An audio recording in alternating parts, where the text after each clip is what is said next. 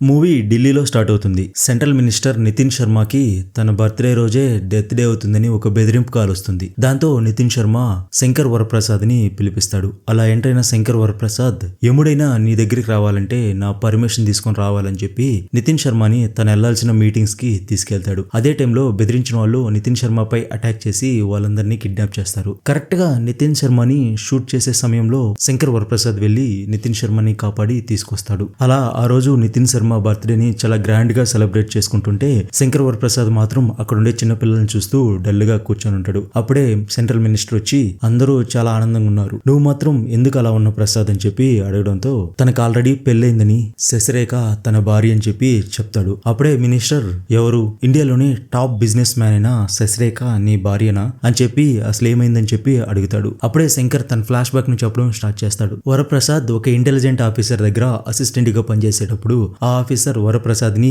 Marriage events కి తీసుకెళ్తూ ఉంటాడు. అలా వరప్రసాద్ ని శశిరేఖ మ్యారేజ్ ఈవెంట్ కి తీసుకెళ్తాడు. అక్కడ శశిరేఖను చూసిన శంకర్ వరప్రసాద్ మొదటి చూపులోనే ఇష్టపడతాడు. కానీ ఆ పెళ్లిలో శశిరేఖనే పెళ్లి కూతురని తెలిసి ఆమెను చూస్తూ ఉండిపోతాడు. కానీ శశిరేఖ ఫేస్ చూసిన శంకర్ వరప్రసాద్ కి శశిరేఖకి ఆ పెళ్లి ఇష్టం లేదని అర్థమవుతుంది. దాంతో శశిరేఖతో సైగలతో మాట్లాడతాడు. శశిరేఖ కూడా శంకర్ వరప్రసాద్ తో సైగలతోనే మాట్లాడుతూ తనకి ఈ పెళ్లి ఇష్టం లేదని చెప్పి చెప్తుంది. అలా శశిరేఖ తనకిష్టం లేని పెళ్లిని అందరి ముందే ధైర్యంగా చెప్పి అక్కడి నుంచి వెళ్ళిపోతుంది. తర్వాత వరప్రసాద్ తన ఆఫీసర్ తో కలిసి తమిళనాడులో మరో పెళ్లికి వెళ్తాడు. అక్కడ కూడా శశిరేఖ కనిపిస్తుంది. తర్వాత కేరళలోని మరో పెళ్లికి వెళ్తాడు. అక్కడ కూడా శశిరేఖ కనిపిస్తుంది. దాంతో శశిరేఖ శంకర్ వరప్రసాద్ తో మాట్లాడుతూ తనతో మాట్లాడే ఫస్ట్ మాట నన్ను పెళ్లి చేసుకుంటావు అని చెప్పి వరప్రసాద్ ని అడుగుతుంది. అలా శశిరేఖ వరప్రసాద్ ఒకరినొకరు ప్రేమించుకుని పెళ్లి చేసుకోవాలనుకుంటారు. కానీ శశిరేఖ ఫాదర్ ఒప్పుకోకపోవడంతో శశిరేఖ తన ఎదిరించి వరప్రసాద్ ని పెళ్లి చేసుకుని వచ్చేస్తుంది. అలా కొన్ని రోజులు గడిచాక వాళ్ళకి 2 పిల్లలు పుడతారు. అప్పుడే శశిరేఖ ఫాదర్ జీవీఆర్ మళ్ళీ వచ్చి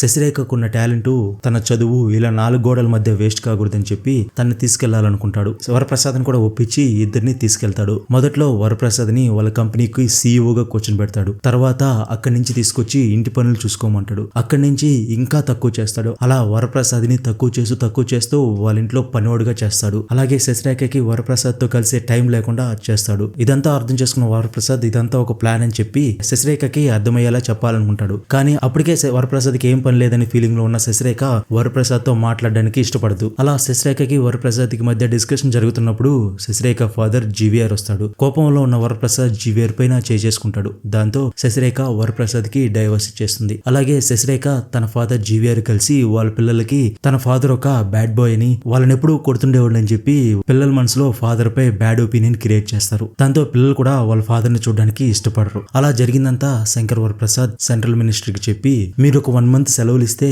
పిల్లలు చదువుతున్న స్కూల్లోకి వెళ్ళి నాకు కొన్ని మెమోరీస్ క్రియేట్ చేసుకుంటానని చెప్పి అడుగుతాడు. అయితే సెంట్రల్ మినిస్టర్ కున్న థ్రెడ్ పోవడంతో అలాగే శంకర్ వరప్రసాద్ కి వెళ్ళమని చెప్తాడు. అలా వరప్రసాద్ తన టీమ్ తో కలిసి ఆ స్కూల్లోకి వెళ్ళి వరప్రసాద్ పీటీ మాస్టర్ గా జాయిన్ అయ్యి పిల్లలతో మంచి రిలేషన్షిప్ ఏర్పాటు చేసుకుంటాడు. వాళ్ళతో మంచి మెమోరీస్ ని క్రియేట్ చేసుకుంటాడు. పిల్లలు కూడా శశిరేఖతో మాట్లాడడం కూడా మానేసి పీటీ సార్ దగ్గరికి వెళ్తున్నామని చెప్పి ఎప్పుడు వరప్రసాద్ తో పాటు తిరిగేవాళ్ళు. అలాగే వరప్రసాద్ మదర్ కూడా పిల్లలతో చాలా బాగుండేది. ఇవన్నీ చూసిన పిల్లలు శంకర్ వరప్రసాద్ తో మాకు ఫాదర్ ఉంటే బాగుండేది, నానమ్మ మీ వరప్రసాద్ ని ఇస్తావా, తీసుకెళ్లి మా అమ్మకిచ్చి పెళ్లి చేస్తానని చెప్పి అడుగుతూ ఉంటారు. అది చూసిన వరప్రసాద్ ఫీల్ అవుతూ ఉంటాడు. అయితే శశిరేఖతో పిల్లలు కూడా సరిగా మాట్లాడకపోవడంతో ఎవరి పీటీ మాస్టర్ తనని కలవడానికి శశిరేఖే డైరెక్ట్ గా స్కూల్ కు వస్తుంది. అక్కడ వరప్రసాద్ ను చూసి పిల్లల్ని కోపంతో అక్కడి నుంచి తీసుకెళ్లిపోతుంది. అక్కడే ఉన్న శశిరేఖ ఫాదర్ జీవీఆర్ వరప్రసాద్ పై ఒక సాంగ్ పాడుతూ వరప్రసాద్ ను హేళన చేసి అక్కడి నుంచి వెళ్ళిపోతాడు. తర్వాత వరప్రసాద్ కూడా పిల్లల్ని కలవడానికి ఇంకొక అవకాశం వస్తే బాగుండు అని చెప్తూ ఉంటాడు. అప్పుడే జీవీఆర్ పై కొంతమంది అటాక్ చేస్తారు. దాంతో జీవీఆర్ కి లైఫ్ థ్రెడ్ ఉందని తనకి సెక్యూరిటీగా నేషనల్ సెక్యూరిటీ టీమ్ ని పంపిస్తారు. దానికి హెడ్ గా మళ్ళీ మన శంకర్ వరప్రసాదే వస్తాడు. అలా శశిరేఖ ఫాదర్ జీవీఆర్ తనకి చేసిన దానికి జీవీఆర్ పై రివెంజ్ తీర్చుకుంటున్నట్టు తన ఆడుకుంటూ ఉంటాడు. మరోవైపు శశిరేఖతో దగ్గరవడానికి ట్రై చేస్తూ ఉంటాడు. అలా శంకర్ వరప్రసాద్ శశిరేఖకి దగ్గరవడానికి ట్రై చేస్తుండడంతో జీవీఆర్ శశిరేఖకి మళ్ళీ పెళ్లి చేయాలని ఒక వ్యక్తిని తీసుకొస్తాడు. అతనే శంకర్ గౌడ. శశిరేఖని చూడగానే ఇంత అందమైన అమ్మాయిని వదిలేసుకుంది ఎవరు అని చెప్పి శశిరేఖని మిస్ అవ్వకూడదు అనుకుంటాడు. దాంతో వరప్రసాద్ ఆ పెళ్లి జరగకుండా చేయడానికి చూస్తుంటాడు. అలా వరప్రసాద్ వెంకీ గౌడ దగ్గరికి వెళ్లి శశిరేఖ తన భార్య, అక్కడుండేది తన పిల్లలని చెప్పి శంకర్ వెంకీ గౌడ్కి చెప్పిన వెంకీ గౌడ అవునా అయితే శని ఆదివారాలు వచ్చి పిల్లల్ని తీసుకెళ్ళండి, శశిరేఖను మాత్రం తను పెళ్లి చేసుకుంటానని చెప్తాడు. ఇక ఈ వెంకీ గౌడ వినేలా లేడని చెప్పి పక్కనే డ్రింక్ చేయడానికి వెళ్తాడు. అయితే డ్రింక్ కలిపే విధానం శంకర్ వరప్రసాద్ కి వెంకీ గౌడకి ఒకే ఒకేలా ఉంటుంది. అది చూసిన వెంకీ గౌడ ఎంఎంఎస్ అని పిలుస్తాడు. అంటే మొదటిసారి ముందు పోసిన స్నేహితుడు అని.